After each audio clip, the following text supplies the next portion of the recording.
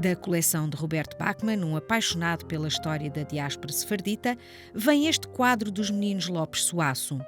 Os Lopes Soaço eram comerciantes e banqueiros sérios e leais a Guilherme III da Casa de Orange e por isso muito bem considerados nos Países Baixos. É a história fascinante da família Lopes Soaço, originalmente Lopes Soto, que partiu de Portugal e veio parar exatamente a Amsterdã, onde havia maior concentração, não é, de cristãos novos portugueses, muitos dos quais depois se rebatizaram, não é, para voltar ao judaísmo, o que não podiam fazer nos países onde os judeus e inclusive os próprios conversos, não é, eram perseguidos. Foi a conservadora do Museu Histórico de Amsterdão que descobriu o quadro em Londres. O pai destas crianças, que era exatamente este nobre judeu de origem portuguesa, não é, tinha mandado, com a fortuna enorme que tinha, fazer um retrato primeiro e depois mandou copiar 5 vezes o mesmo retrato para cada filho ficar com um retrato igual. E então ela sabia que havia um no Museu Histórico de Amsterdã, outro no Museu Judaico de Amsterdã e um na Sinagoga Portuguesa de Amsterdã. Deixaram de ser cristãos novos para passar ao judaísmo originário, ao judaísmo puro. E que tinham seus rabinos portugueses, não é? Entre eles Manasseh ben Israel, que era um homem extraordinário.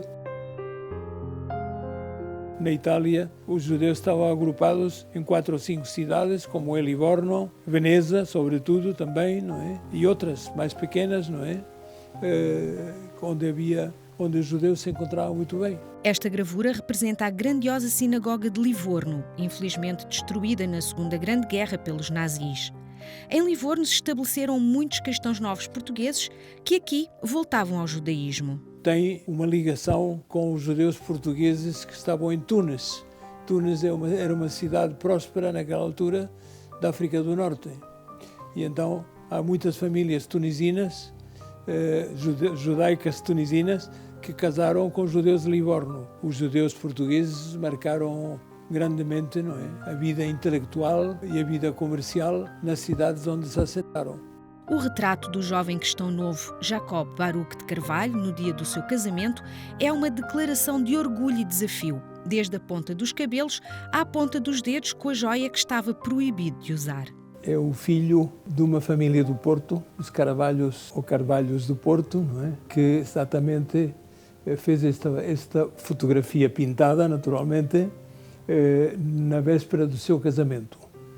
E então havia restrições, naturalmente, sobre a indumentária dos judeus, mesmo em dias de festa. Ele traz uma jaqueta de seda, que está proibida para judeus. É igualmente, não só na cara propriamente visível da jaqueta, mas também no verso. E se vê uma ponta da jaqueta virada, não é? Só para ver que do lado contrário também era seda pura. Também os sapatos muito luxuosos, não é? Que também os judeus não deveriam nem ter conhecimento que existiam. E por outro lado ainda tem uma cabeleira postiça, não é? De uma altura que também estava regulamentada e que era bem inferior àquilo que se via, não é? Nesse retrato. Portanto, era uma pequena revolta, não é?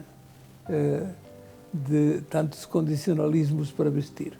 Este quadro passou pelo Museu Judaico de Nova Iorque, mudou de mãos diversas vezes e assistiu a momentos dramáticos. O nosso retrato estava em casa destes Roques, que era uma família parente por casamentos sucessivos com os Carvalhos. E então o que aconteceu foi que apareceram lá uns alemães, os nazis, em casa e assaltaram essa casa e mataram o dono da casa, os Roques, e tudo quanto lá havia, inclusive alguns que não sequer eram judeus. O quadro regressou enfim a Portugal depois do exílio a que a família Carvalho fora obrigada.